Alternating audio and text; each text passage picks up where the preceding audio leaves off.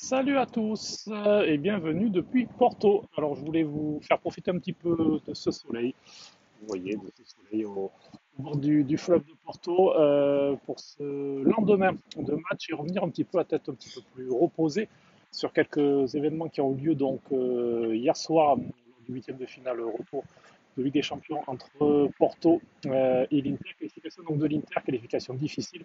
Je ne vais pas revenir sur le match en lui-même, on en a pas mal parlé depuis hier soir. À peu près tout a été dit sur la prestation pleine de force collective et de courage en un sens des joueurs, même si ça a vraiment été difficile, vraiment le dernier quart d'heure, avec aussi pas mal de réussite pour André Onana qui a vraiment fait un très très bon match et qui a eu ce petit brin de réussite en plus dans le temps additionnel entre les poteaux et le sauvetage de Dumfries. Moi, je souhaitais revenir un petit peu sur d'autres choses. Déjà, la communication de Simone Inzaghi qui a pas mal fait réagir après le match. Peut-être pour la première fois depuis qu'il est entraîneur de l'Inter, il a décidé bien d'attaquer. On est loin encore du mode Antonio Conte. Vous vous souvenez, lors des conférences de presse, il allumait sur les dirigeants, les joueurs, le recrutement, l'arbitrage, enfin, il y a un peu tout qui prenait, c'était son mode de fonctionner un petit peu seul contre tous. Inzaghi est beaucoup plus lisse, on le sait, il a ce côté, comme on dit en italien, aziendaliste. Je ne vais pas revenir, j'ai fait une vidéo il y a 2-3 semaines sur lui. Je confirme à peu près ce que j'ai dit, mais juste pour une fois, il a décidé de un petit peu sortir les crocs et ça m'a plutôt intéressé. Io so il percorso che ho fatto qui nell'Inter insieme al mio staff, ma soprattutto insieme a questi grandi uomini che sono i giocatori che ho. Negli ultimi 12 anni penso che l'Inter abbia vinto uno scudetto, che ha provocato qualche problemino a livello economico. Negli ultimi 12 anni aveva vinto quello. In 18 mesi ha vinto 3 trofei, è andata una volta negli ottavi, una volta nei quarti, però è facile parlare di Simone Inzaghi probabilmente perché l'educazione e l'intelligenza viene confusa a volte nella vita, però io non ho nessun problema, parlerò quando avrò voglia, avrò tempo perché lo devo a me stesso e ai miei familiari. Qu'en 12 ans, l'Inter n'a remporté qu'un Scudetto, donc il inclut aussi sa gestion, hein. Mais que ce Scudetto a aussi laissé des problèmes financiers, effectivement, car il y avait eu un all-in en quelque sorte de la part des dirigeants à l'arrivée d'Antonio Conte pour remporter le Scudetto. Au début, c'était avant le Covid, donc Sunning était assez confiant et donc il y avait eu un gros mercato. Vous vous souvenez, Lukaku, euh, Barella, qui était notamment arrivé, puis aussi des joueurs d'expérience à la demande de Conte. Le deuxième été, alors que le Covid vient d'exploser et que déjà Sony commence à vaciller malgré tout, l'Inter avait pris Hakimi, avait pris Vidal et son salaire. Il y a eu Alexis Sanchez aussi qui est arrivé quelques mois plus tôt avec un gros salaire. Kolarov a été pris aussi pas mal de choix de joueurs d'expérience qui ont pesé sur les comptes du club. Et au départ d'Antonio Conte, ces joueurs-là étaient toujours là et il a donc fallu assumer les comptes, assumer les salaires et ça, ben, Simone Inzaghi, certes, le savait, mais il n'est pas responsable. Il a subi la situation. Et le fait de rappeler que tous les ans, l'effectif eh bien, est déplumé pour pouvoir équilibrer les comptes, c'est pareil, c'est un fait.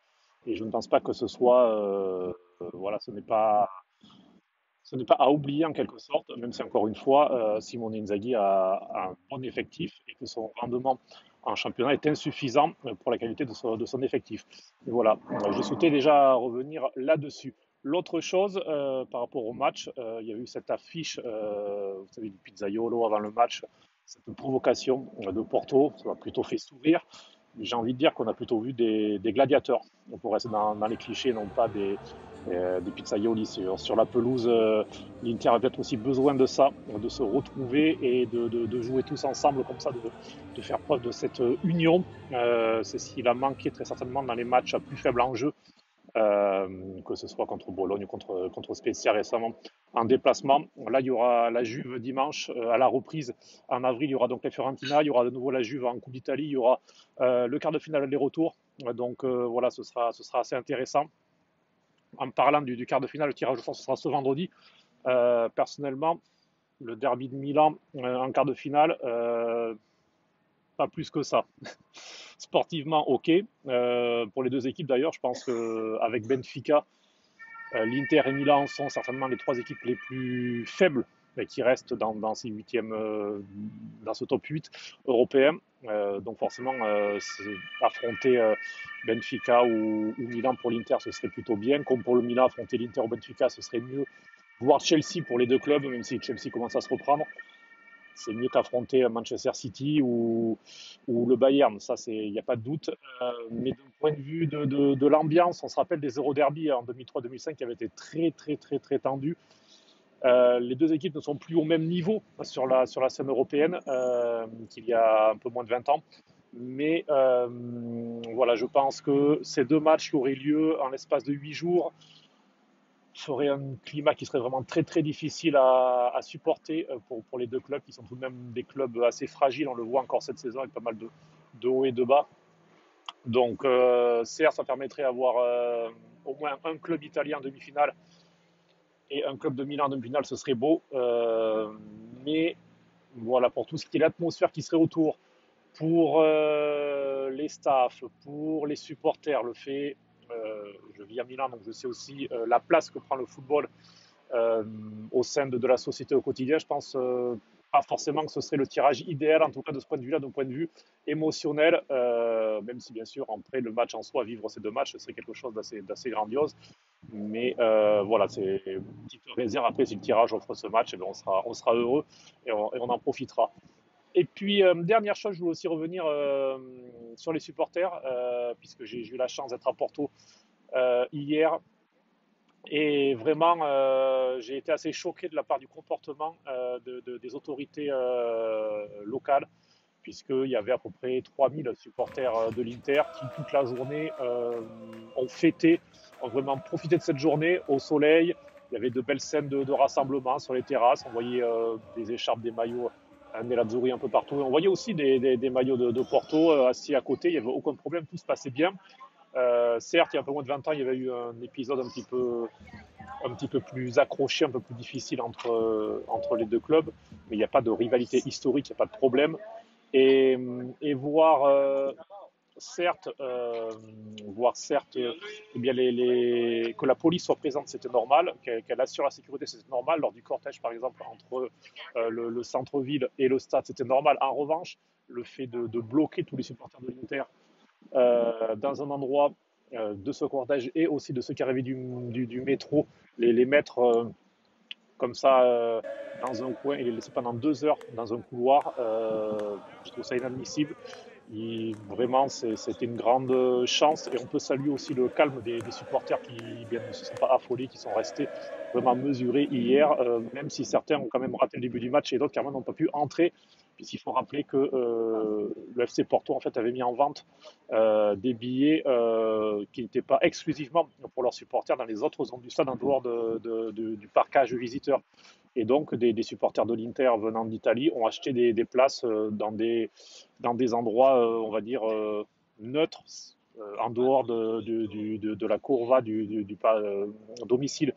Donc, ils n'ont rien fait de mal. Ils ont juste suivi les règles de vente du FC Porto. Le FC Porto s'est réveillé le matin du match en disant il y a un risque pour la sécurité. On ne veut pas de ces supporters-là dans les places. Il y a eu des réunions. Au final, il y a eu un accord pour que ces supporters puissent rentrer sans mettre de maillot ou d'écharpe noir et bleu, ce que l'on peut comprendre, ok.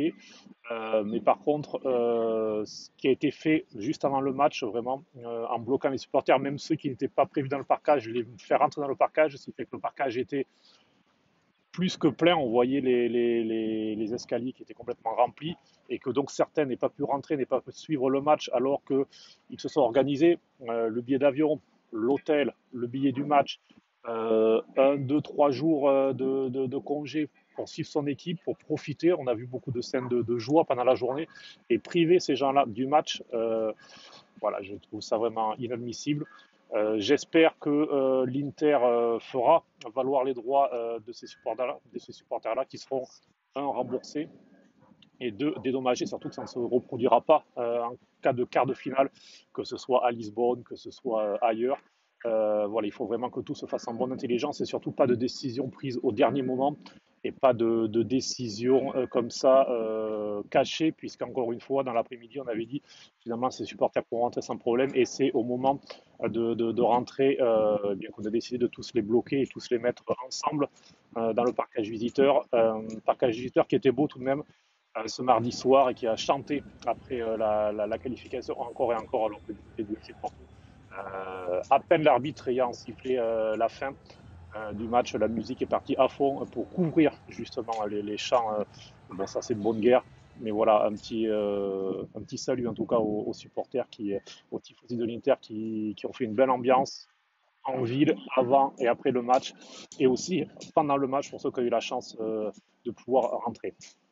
Voilà, ben c'était cette petite carte postale depuis Porto et son joli soleil en ce mercredi. J'espère que la vidéo vous a plu. N'hésitez pas à vous abonner sur le canal YouTube. N'hésitez pas à me suivre sur les réseaux sociaux si vous voulez également que l'on continue à discuter de ces débats.